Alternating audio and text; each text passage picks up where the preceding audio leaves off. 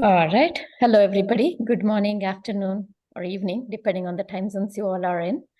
And we would like to welcome you all for a podcast on the GradAchiever platform.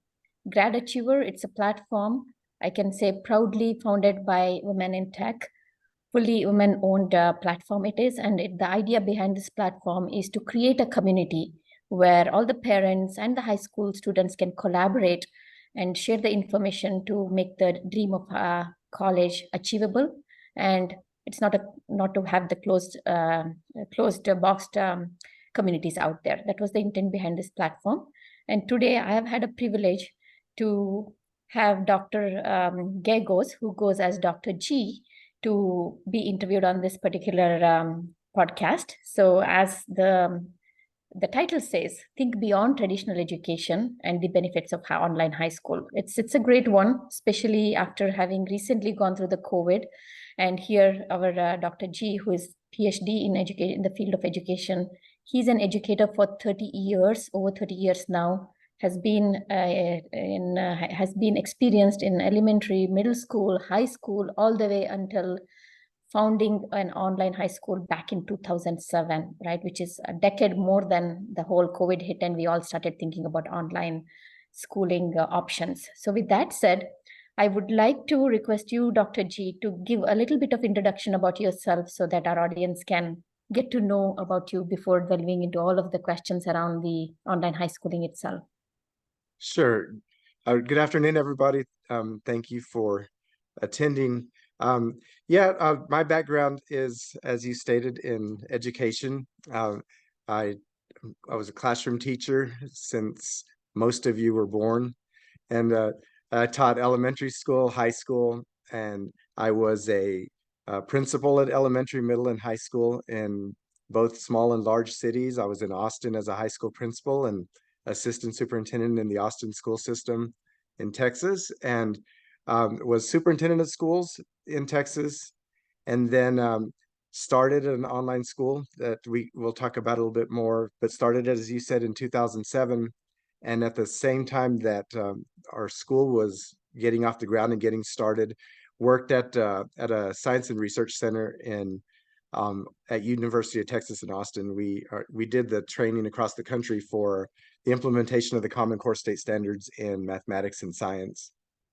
The standards for science, and then the Common Core in mathematics, and then trained school systems across the country to really look more deeply at mathematics, including how to begin thinking about online assessments that were different in mathematics. And some of that work I brought into this type of work as we started an online high school. So this is my 32nd year in education. This has been starting an online school as a business with a different business model that's not a nonprofit is a very different thing for an educator to start. So it's been challenging, but it's been very, very, very rewarding throughout the years. Thank you, Dr. G. That was a great introduction. We are again, definitely pleased to have you here. So we would like to get a little bit of an idea in terms of what inspired you to really bring the education into online platform back in those years where online itself was becoming the thing for the folks out there. Yeah, so I always had an interest in a non-traditional learning. And back in the day, we used to call it distance learning, and it would be it could be where they would mail you some packets and you could return the packets, or it could be that people were starting to experiment with online learning. So I started looking at a university which at the time was called Graduate School of America and is now Capella University. And they were really kind of in the forefront of how online learning could be different. So I began at sort of the expense of research, but the expense of money also. I enrolled in a couple of different universities and who were doing online, and I really wanted to see what they were doing, whether it was really non-traditional or whether it was really just kind of a discussion board that you were turning in a paper here and there. And so I experimented at Capella University, later taught there, I experimented at University of Phoenix. I experimented at Concord Law School that was based in California. And I really wanted to see if they were really utilizing a platform that was usable for learning and what their different models were. So those different models were extremely different. So I got a few things that I thought were best practices out of all of them. And I think the best thing that I personally got out of them in thinking about developing a school was I thought, if you can create a one-to-one model with students where you have a mentor who's really a mentor, who's a facilitator of learning, who's not sitting in front of you on a Zoom meeting, teaching you a lesson, and is really facilitating your learning and is pushing you to really think about the different ways that you can demonstrate your learning, that's where we want it to be. So I took what I thought were the best things out of online learning. And since my history was with secondary schools, with high schools, I thought that'd be the best place to start. So we created a company, we being a group of 5 teachers, my colleagues and myself, created that out of a need to really think differently, because there are so many students who the traditional model no longer fits, for all kinds of different reasons. And you know, the whole spectrum of reasons from getting in trouble in school all the way to seeking advancement and wanting to really excel and advance. So we had to figure out that's where our space is going to be the whole spectrum of students from one end to the other. And we purposefully started out with high school.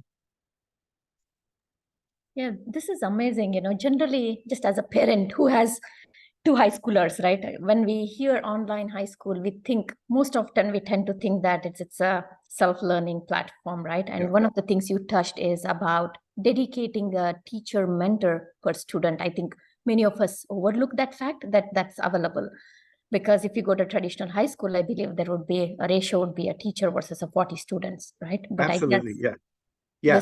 this As a high and the high schools are larger and larger today, right? So there's no way to have uh to get to know individual students where they are and what their capabilities are. So we put them all, 30, 40 students in one classroom, and then that teacher might have 5 classes throughout the day, so you're talking 200 students, and that teacher is expected to provide good feedback to the students. And so in our model, we thought, it's not a cheap model, right? It's not an inexpensive model. It does cost for us to be able to do a one-on-one model, but is it worth it? Yes. Is it worth it for us to be able to forego other things that traditional schools have to do? Well, yeah, we don't have the cost that they do.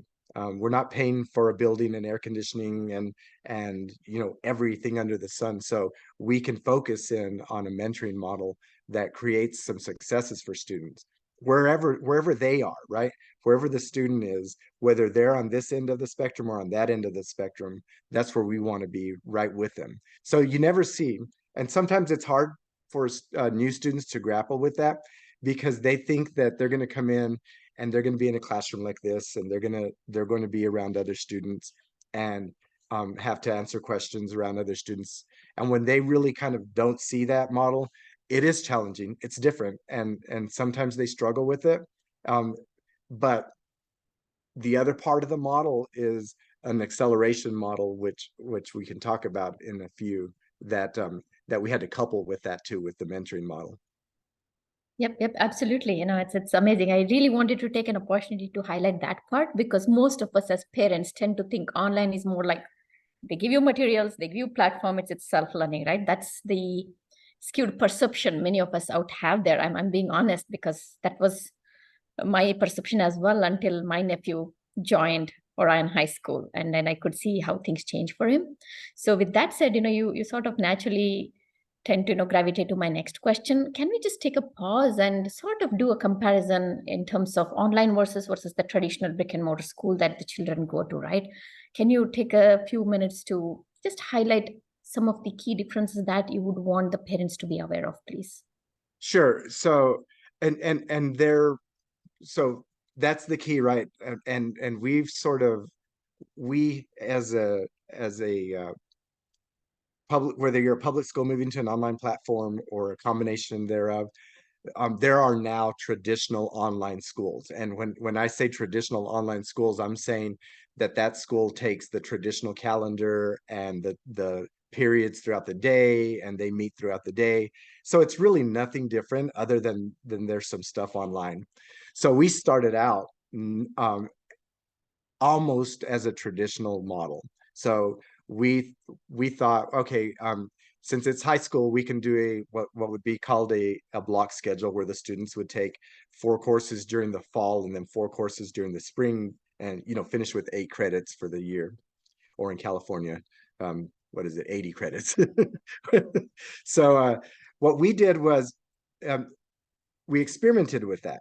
And what we found was that because the model of one-to-one learning didn't match a traditional model, what we were seeing was that students really weren't paying close attention to this mentoring model until December. And that's when they started really engaging and talking with the teacher and turning in assignments. So and then some of them would drop off, right? It was kind of the traditional model. It was just online. So we went back to the drawing board and thought a little bit deeper about this model. If this one-to-one model is going to work, then it has to work in a more concentrated way.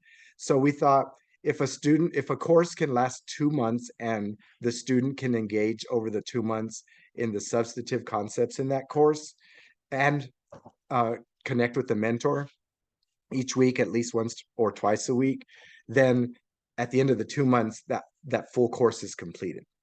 And so rather than taking a full load or 4 courses at a time, the student starts with one, picks up the second one during the second month. Third month, the first course goes away, and then so they can overlap them. So in our instance now, the model is that they can have a maximum of 2 courses going on during the 2-month term, or they can stay with one. And some of them, if they're taking more rigorous courses, would rather stay with one because they can adapt their time. Now, when we went through, there are some misunderstandings about that, because when people think about a 2-month course, the first thing that runs through their mind is, how can you finish a course in 2 months, right? So I ask people to do a simple math problem with me when they think about that. And if I ask them about how many days are in 2 months, well, about 60. So in a traditional year, in the traditional calendar, you're lucky if you get 180 days of school, and you subtract all the stuff that goes on in school. So a traditional teacher is going to end up with about 140 days, right, of instruction, give or take. But if my students are working 60 days and at a minimum of 2 hours to 3 hours per day, you're already at 180 if you want to look at it traditionally.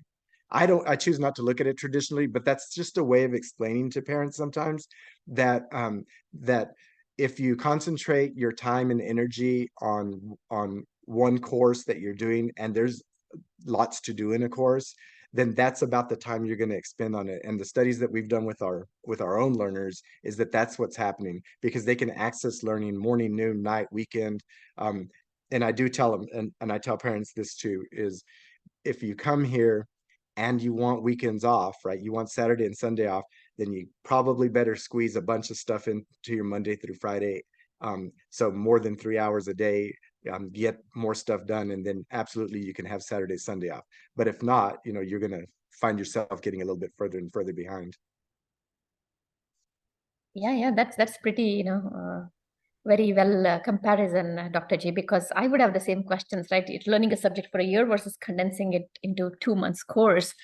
What are they getting would be a common. These are like the common questions any parent would get, right? Looking at the two drastic comparisons we have.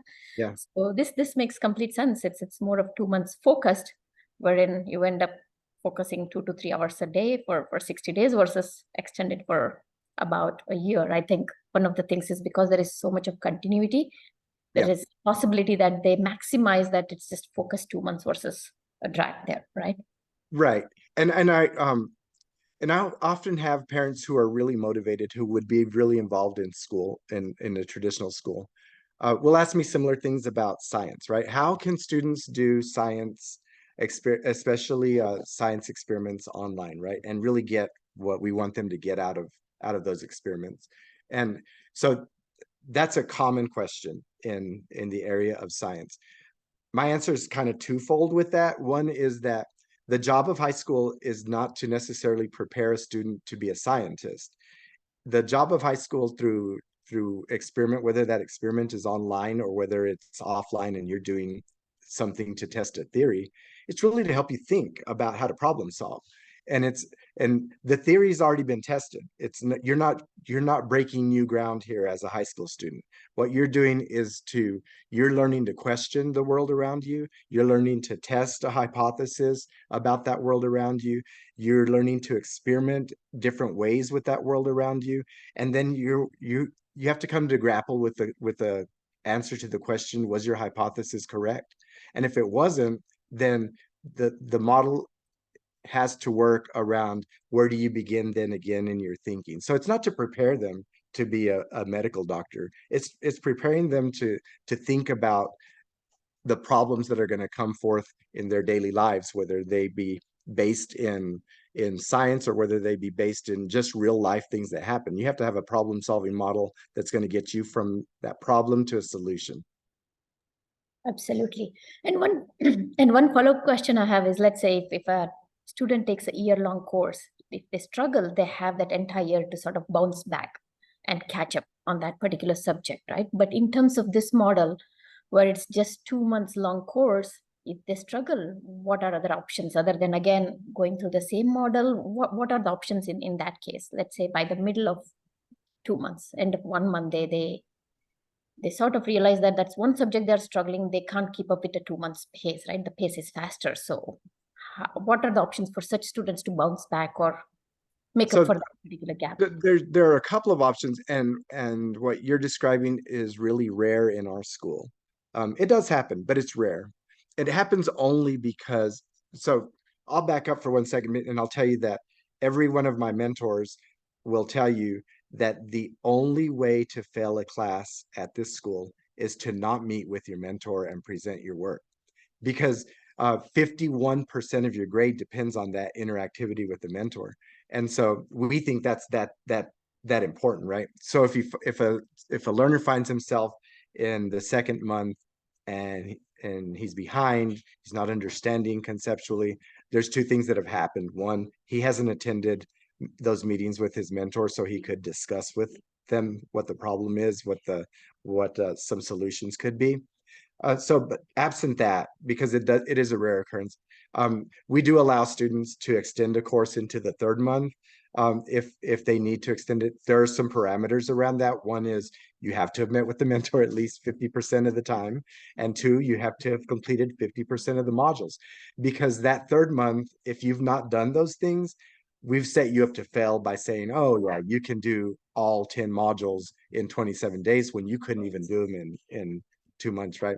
So if we say to the student, well, that's not a good idea. You have a choice. You can retake the course and really reconnect with the mentor. That's option A.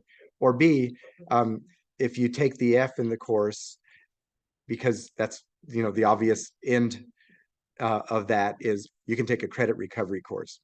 Now, for a student parent who's really interested in ensuring that the GPA isn't hurt because of that, here's what happens. If you retake that course with that mentor, the new grade replaces the failed grade.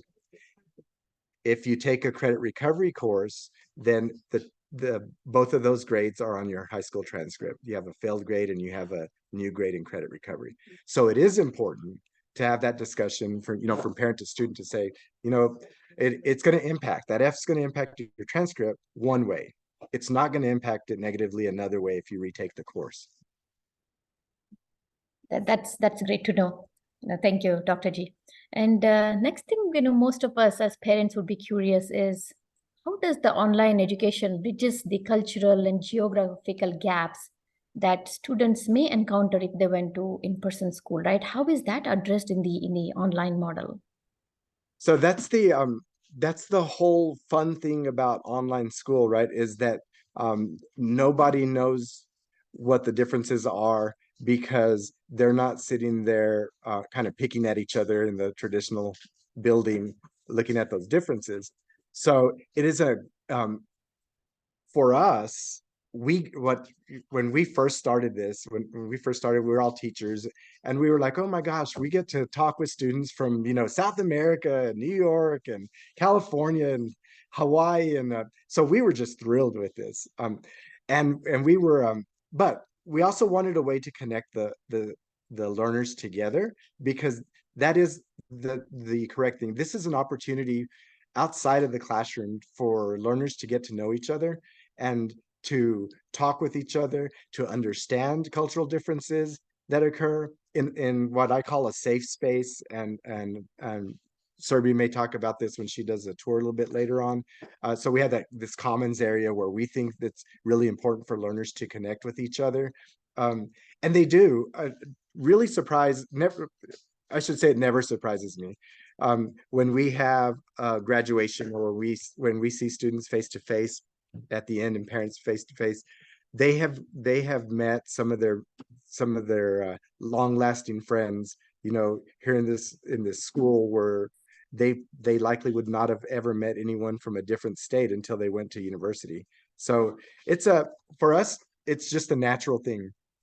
We were using I mean, some of you guys are in the technology field. So I don't know if any of you remember when we first started, there was an open source video conferencing platform. It was called DimDim, and DimDim was open source. So we grabbed that open source video conferencing software, and we were using obviously video conferencing before anyone even thought of video conferencing, and how to use it in schools.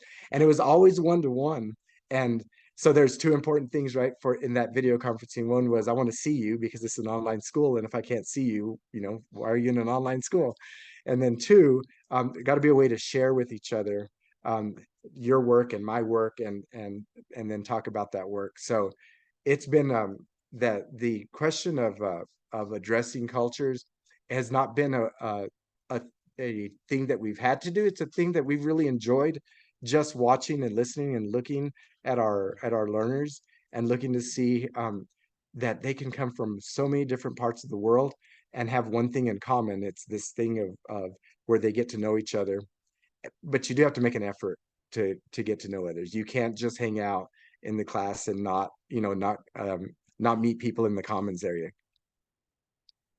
Yeah, that makes sense. So there is a community out there. It's about how much effort they take to really get to know. But to your point, here the diverse background pool is much bigger than a traditional brick and mortar school, Yes. because students from across the globe might be attending these online schools, right? So that's Yeah. a great point to highlight. And it's quite enlightening, because when I was told to do this podcast, I did come in with a lot of reservations, right? So it's helping me personally, Dr. Jim. I hope it does to all the listeners as well.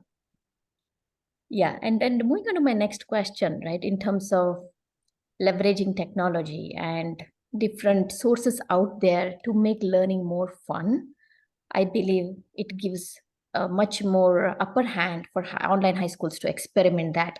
Is there something you would like to highlight in terms of what are some of these things that online schools does, which are not available in the regular traditional high schools? Yeah, so I think a lot of people spend time with wanting to understand the learning management system and LMS, and wanting to use all of the stuff that an LMS is capable of doing, or not capable of doing sometimes. So um, we had to be careful in how we were going to leverage technology, and I'll start with the LMS. The LMS, for me, it was sort of like walking into a brand new school building, and it had all of the best technology and conferencing software, and it had projectors, and it had computers in every classroom. So when you walk into an LMS, into a brand new school building, that's kind of the feeling that you get. And then in walks the teacher, and what is the first thing and the only thing that the teacher does? Well, she goes to the chalkboard or to the marker board, and that's where she stays.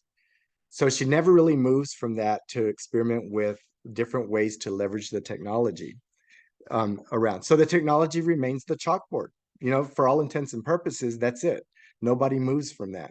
So in looking at an LMS, we had to think about we have to move away from the chalkboard to leverage the LMS, and then at the same time we have to be careful not to implement all of the fancy stuff in the LMS, because then the teacher doesn't understand how to use them. So we had to implement them slowly. For example, we had to say, all right, this is the spot where the learning happens. So we'll just call them learning modules. And the learning modules will develop according to a protocol that we created. And then the only other space we want you to be dealing with in the classroom is this interactive, whether it's asynchronous or synchronous, whether it be discussion or homework or assignments or tasks that you put in there. So we started with that, and we said, this classroom only has these two things. And then the third thing is video conferencing. So as much as, and I just addressed it with DimDim, and, Adobe Connect was our next one. And, the whole evolution of, but they've all been just the same throughout. There's not a major difference in this Zoom technology than DimDim had. It's the same thing. And so it's not about that. It's about how you use it, and what are the conversations that you're actually having on these platforms that are going to benefit learning, not just coming in and having a lesson and asking, are there any questions? And nobody asks any questions because, of course, they're, teenagers, and they're not going to ask a lot of questions. So that's not how you leverage the technology. So we had to think long and hard about that. And then the last piece is that I addressed earlier is it important to have a community area where the extra things in school happen, where students can get together in different organizations and create their groups and communicate with each other? For us, that answer was yes. We wanted more than just logging in and going to class. We wanted a space for students that was safe, where they could communicate with their mentors, and they could communicate with each other. And by the way, part of the difference here is that there are different mentors that teach the same courses. And for us, the students, when we give the students their list of the courses that they're to take, they can select whoever they want to. We're not placing them in any class. And that's a difference with a traditional school, right? You go to the class that we tell you need to go to, and the period that you go to. For us, it's a choice for our students. When it's time to request your courses for the first day of the following month, you can request whoever you want to, and as your mentor. Typically, and honestly, those conversations happen in the commons area. Students talk with each other, and they say, oh yeah, you should take this teacher, or you should take this one. And by the time they request their courses, I know that they've chatted with each other, and there are all kinds of different reasons that they select different teachers, and that's perfectly fine. They have to find someone that fits their style of learning, and who they can have a conversation with in a way that meets their needs. Yeah, this is quite helpful to know. When just one thing that sticks to me very hard is chalk and board, right? It's chalk and board or a PowerPoint presentation. There is nothing beyond that for students in the traditional schools to refer to. But in this case, they have these online modules which they can go back, look at it, ask questions. So there is that focused materials and a dedicated teacher available for them. I think that is the biggest advantage when we should, out of many advantages, this is one thing that's standing out to me, Dr. G. Very helpful. Yeah, and the technology of creating courses, that has evolved quite a bit from the time we started. And I was very proud of some of my very first course that I created in using a learning technology. And basically it's a technology that you can zip up as a SCORM module, which is scalable content. And there's the way it zips up, it's especially made for a learning management system where the student clicks in. So when we started creating those, we created those again with them. We weren't a very wealthy startup, right? We were just me trying to figure out how to do this in a way that that was economical, and we could, we could learn from that. So we used an open source um, technology, and when I created my very first course, it was an Algebra 1 course, and that was on purpose because studies have shown that if a student can persist and pass, you don't have to be an A student in Algebra 1, but if you can pass a rigorous Algebra 1 course, then that is an indicator of persistence in college. So that means that student who has mastered that Algebra 1 course is likely to finish an undergraduate degree versus the other way around. So that when I did that course, I thought that was the best course that I had, that anybody could ever have put together. And now when I look at that very first course, I think, oh my gosh, that why would anybody want to look at that thing? So we've evolved in the way that we use learning software, where it's not just like you said, it can't just be a PowerPoint that we turn into what's called a course, right? It's got to be more interactive than that. And at the same time, a lot of parents ask me this other question when they start is, how do students do tests? Because they're picturing an online module that has a bunch of multiple choice questions at the end, and that's the measure of mastery. And when I say my belief and in my research, what I have determined is that that is not an indicator of their ability. What is an indicator of their ability is a task that we've designed for them to turn it around and tell us what the best way that they've learned is the particular content. And that conversation with the mentor is a better indicator of multiple choice stuff. And so if you ever see multiple choice things in my modules, it's because somebody has convinced me at that point in time that probably I should put some multiple choice. It's not something that I think is important. I don't think state exams are important, that they're not indicators of. So I think after high school, we're still caught up in exams, SAT, ACT, college board exams. So we're still there in that space. But if we don't have to do it in high school, then I don't want to do it because I don't think it prepares students well for life with working with other professionals and sitting in a conference room. Nobody's trying to do a multiple choice test in the conference room.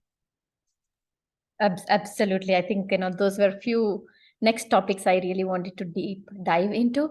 Just a time check here, Dr. G. If you don't mind, we'll take a few minutes of break so that we can give a demo of the GradAchiever platform itself, so that all the attendees can understand how to leverage this platform to the best of their intent. So our CEO Surbi here would be doing a quick demo. Surbi, do you want to take over, please? Yeah, sure.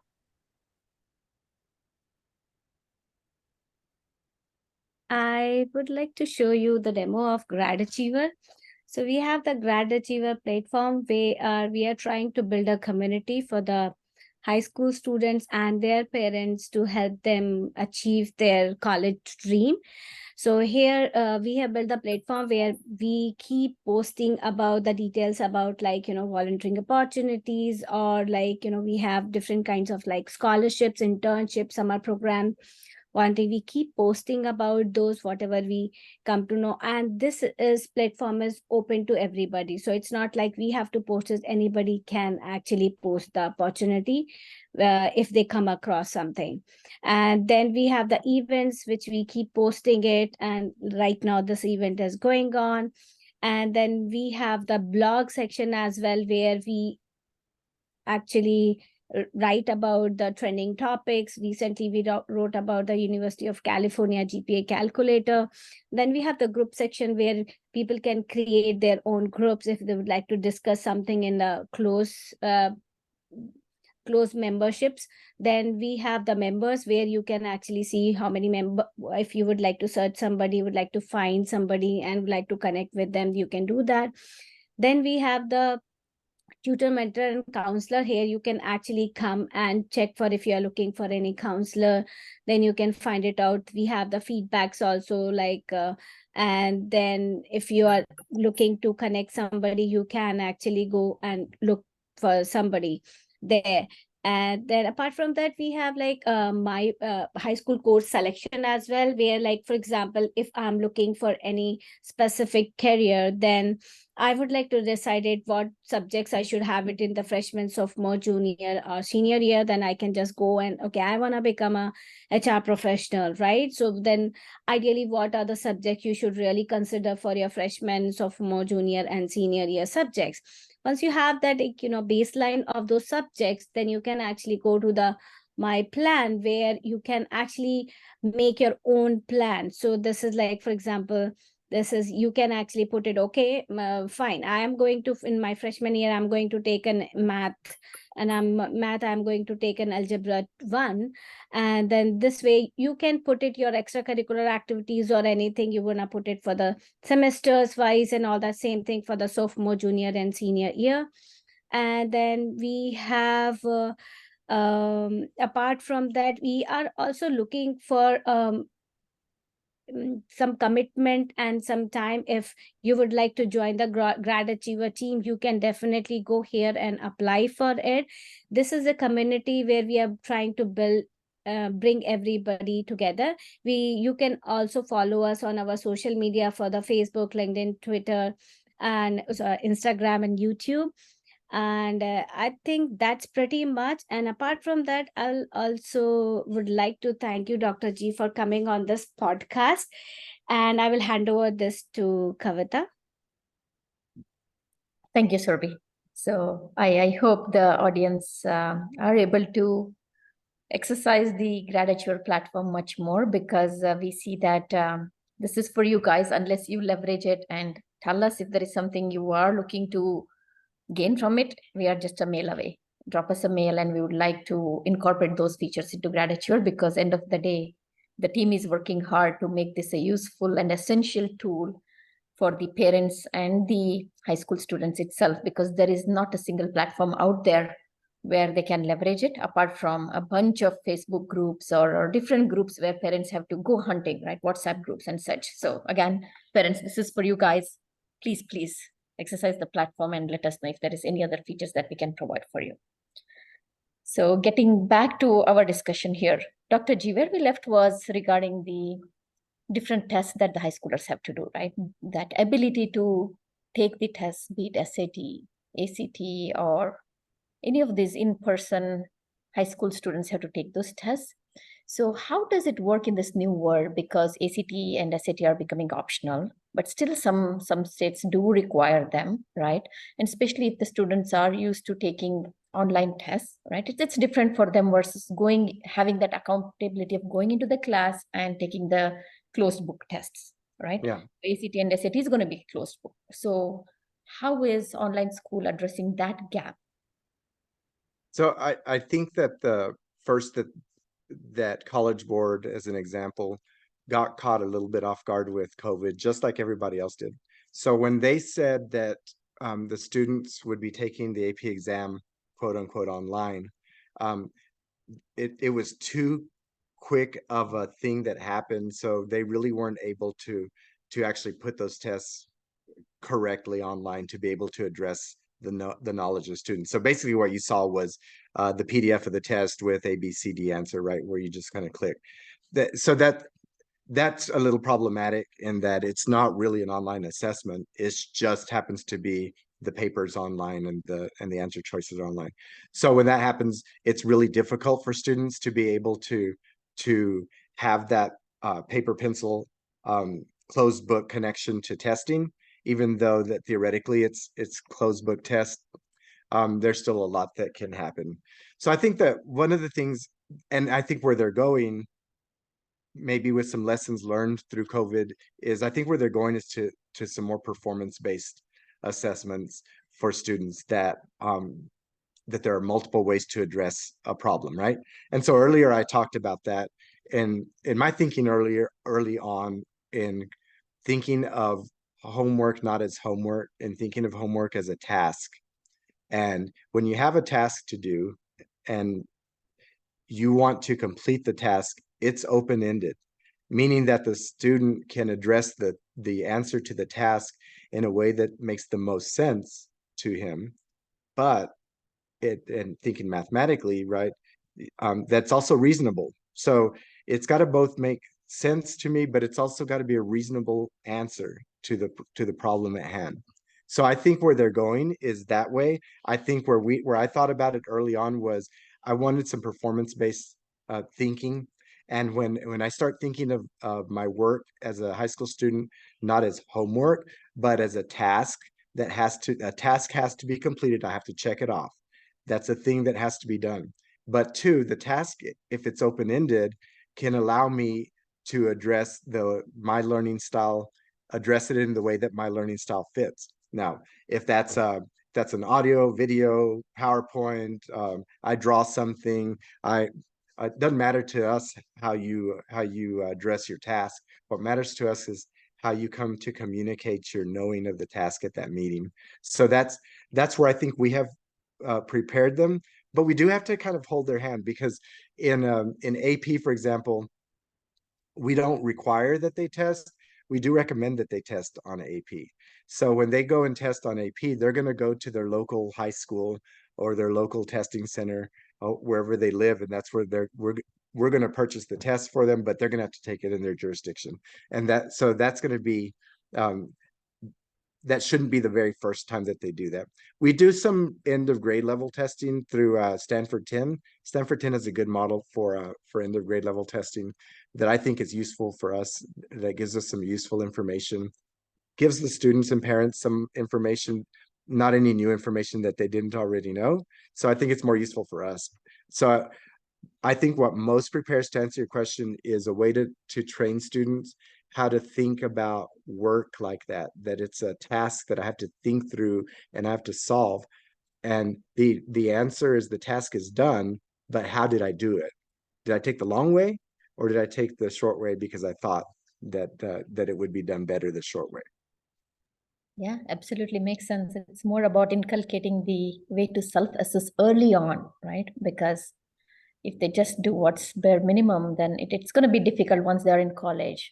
Yeah. So this sort of, I guess, the way I look at it is inculcates the ability to self-assess sooner so they can fill those gaps as they move forward with their high school, right? Right. And part of that learning too, when students first came to us, everybody thought that if you didn't, everybody thought there was a disconnect between the teacher and the student online. So when people would come online, they always thought it was easy to take the easy way out. So copy and paste stuff that I find on Google, or the whole gamut, right? So the idea behind our mentoring model was that we knew they were going to do that when they first came and they presented. That's comfortable, and I can read stuff off the slide. So we decided that when that happens, and that's going to happen the very first time a student presents to us, is that we're going to challenge them to become a better presenter the next time and communicator. So we challenge them to actually do those things, not to go back and redo for an A, but if you're gonna communicate with the teacher later on, the way to improve is the things that we gave you to improve on. That's how you show growth. Listen to what your mentor is telling you about how to improve, and do those things when you do your next task. And that shows growth. And that also shows improvement obviously in the grade. Yeah, that makes absolute sense. So one of my next questions is, those kids that go to the traditional schools, a lot of universities, job fairs come to them, right? So they won't just have the access of what universities are out there that they can pursue, but also some of them who are not sure what to do, generally tend to take a break and do different jobs where high school students qualify for those. So all those job fairs come to the school and stuff, which naturally happens in any traditional public schools, high schools. But in terms of online schools, how are those online schools trying to bridge that gap to make sure that they bring in all these resources where the students can be aware of options? So we get and of course we've been around for a very long time. I mean, speaking when you think about online schools, but it used to be a really hard task for us. That was that it was on us to find those opportunities, because nobody was paying attention to online schools. They just thought they thought our online school and I'll speak, for us, but they thought our online school was just a way for somebody to go in and get a diploma real quick, and nobody, all we cared about was that quick turnaround. So we had to go out and find opportunities for students by connecting them directly to these colleges and universities. For our students who were mostly interested in maybe a tech school, or maybe and by the way, you can get a really high paying job out of with a tech school education, especially in computer sciences. You can, in any trade. You think about electrical trades, or all of the trades. So we would have to go to these folks and say, we want to connect our students with you, and what opportunities do you have for them? So that was on us. We were pretty successful with more of our localized folks. It was harder at that time to reach out to the different states and say, we want to partner with you, and we want to think about getting our online students exposure to your programs and what you're doing. So now it becomes a little easier, because and I think it's just longevity, in that the people come to us and they ask for some space, whether that space is in a meeting with parents, or whether that space is in a meeting with our students, student council, or National Honor Society, where they come in and speak to opportunities.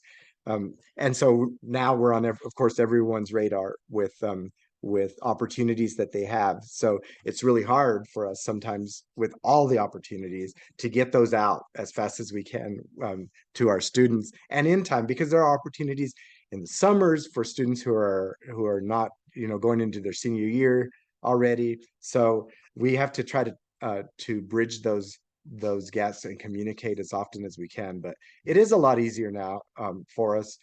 It was a long road ahead for us when we first started in trying to make those connections. And we've had a lot of we've had a long background in California with a couple of trade schools. Some that I think are really worthwhile, some that I didn't really trust to work out for our students. So we closed off some of those that weren't beneficial to our students. So the ones that were, it was the way that we worked the partnership is that it was a bridge directly to them.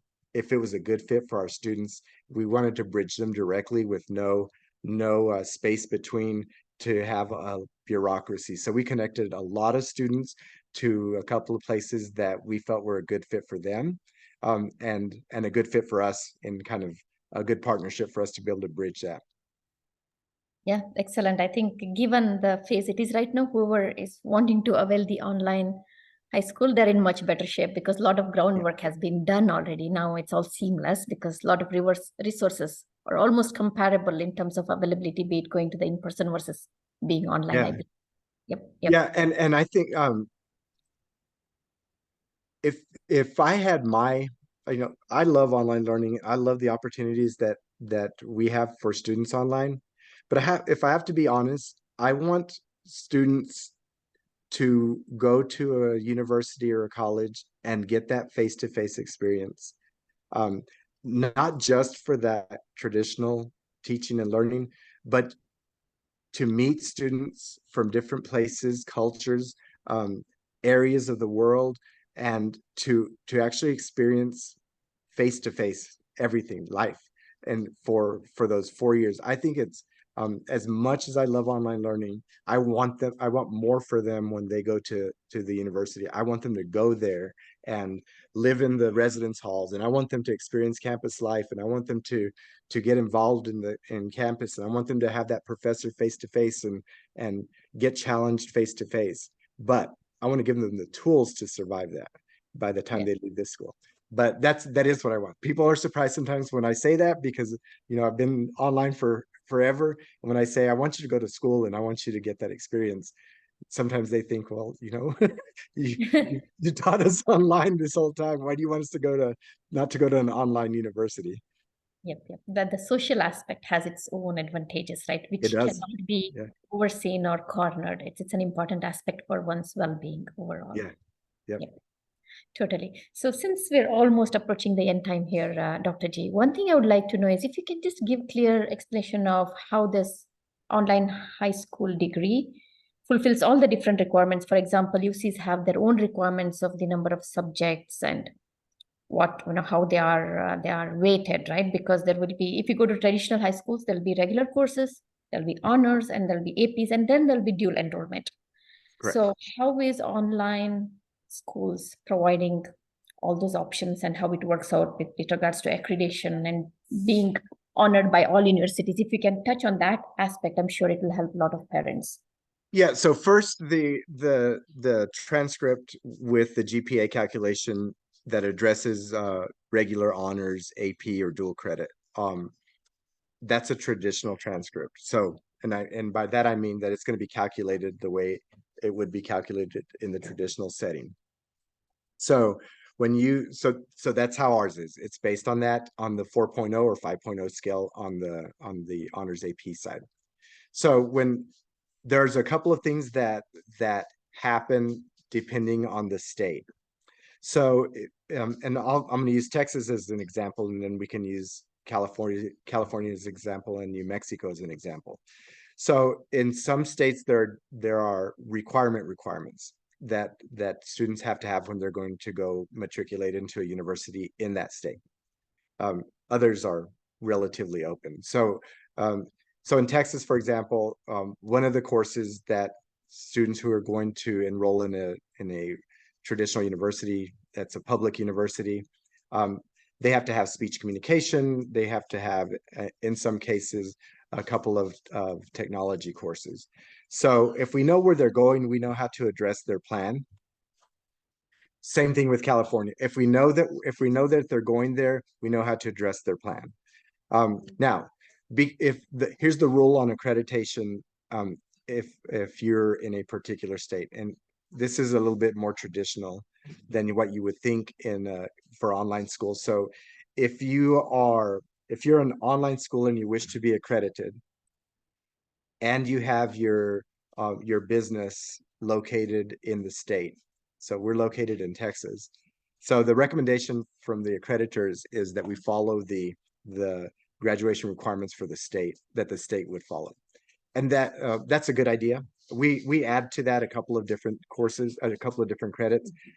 But that's a good idea. Why? Because we may have students going back and forth between our school and the traditional public schools in the state. And so we're able to address that. What we found, though, is that our requirements are much more rigorous than the state's requirements. The state does have an AP honors, what they call the Distinguished Achievement Diploma. Ours takes that and goes a little bit beyond that. So, and so does the quote unquote regular diploma. So when we're in California and we have to work through the requirements of the what is it, A through G, A through E, there's some fine arts requirements. So if we know that again ahead of time, we need to be able to address it on the plan. Now we've sent many students to there are very few universities and colleges where we don't have students who have enrolled and graduated. But we're old enough to where we have some of our students who are working on their PhDs now or have completed their PhDs, on the whole gamut. So I'm just saying that to say that sometimes when you enroll in a university, the university looks at that transcript and looks at the requirements and looks at the rigor, and then probably also looks at the accreditation and prepares that student from there and doesn't necessarily question it. There are some who question it a little bit deeper. If you're going to school in New Mexico, for example, and you're going to matriculate at one of the universities there, they do want to see New Mexico history as part of their transcript to enter into school there. Yeah, makes sense. I think the takeaway for parents here is that they should be assured that their requirements will be taken care of depending on where their child is. Correct. Yeah, and we have to do that in other countries. For example, sometimes we go into a country or a student comes from a country that requires, for example, we have some students from whose country or locality requires Islamic studies. And so we have to then allow for the student to be able to have Islamic studies on the transcript. So we accept that from them. We don't offer it, but we accept it as a requirement to meet the local requirements. So there are some quirky things throughout the world where we have to pay attention to where our students are going. Same thing, we have students from Saudi Arabia where we have to have some particular requirements upon getting the students over back to Saudi Arabia to enroll in college or university. Yep, makes sense. Thank you, Dr. Gino. So much more, such a topic of depth. So I'm sure there'll be more questions, but I want to make sure we address some of the questions from the audience here in the comments. So the first question is from Ritu. Are advanced placement APs or honor courses available for online high school students? I think you briefly touched on it. Anything you would like to add? Yeah, we offer the whole gamut of advanced placement courses. We used to require those courses be only taken by themselves, in other words, not with another course, and that they be taken for 3 months. But we have since backed off, and we have those courses are 2-month courses as well, just like everything else. Concurrent enrollment, yep. So the model previous to this year was students could enroll concurrently at a local college or university. We would sign off on the paperwork. We still do that. However, we do have our own partnerships with universities where the students take it. So our requirement for that is that the courses match our start and end dates. So for our students, it looks just like an Orion course. It starts on the first day of the month. It ends on the last day of the second month. Just FYI though, when students have an experience at our school, and I'll speak for our school again, where they have the mentor meeting and they have tasks and we've trained them to communicate with their mentor. Sometimes when they go into an online dual credit course, they have no communication with the professor. They have email communication. It's very different for them. And my students have come back to me from concurrent or dual courses, and they said, Dr. G, we didn't like it because we didn't ever talk to the professor. And it was very different. And I tell them I know, but we just wanted to give you the opportunity to do that. Yeah, that's good to know. So just while you were answering these questions, I was trying to put a hat of being an audience. So I'm sure many people will wonder the cost aspect to it, right? The online high schools come with the cost, so versus the public high school. So anything that you'd like to share with regards to that and how to look, any options you can provide for parents that are considering, and cost is an aspect for them. Yeah, so our costs for tuition for students, of course, we're a tuition-based school, we're a private school. We are our business model in terms of the business itself, we're classified as an S corporation in Texas. So what we have done, we have not made any change in our tuition structure since we started. We wanted to make it affordable for students. So the average cost is $2,250 a year for students, which is really inexpensive. That was one of the comments that was made by our last accreditor, was like, how can you do this for the amount? And part of it is choice, is that we want to give the opportunity for students and parents. We don't want to, we also want them to have the affordability to do other stuff besides Orion. And by keeping our costs low, they have those opportunities to do other things with their families and their kids. So we've kept it at around that. We've never changed that. I don't have an intent on changing that.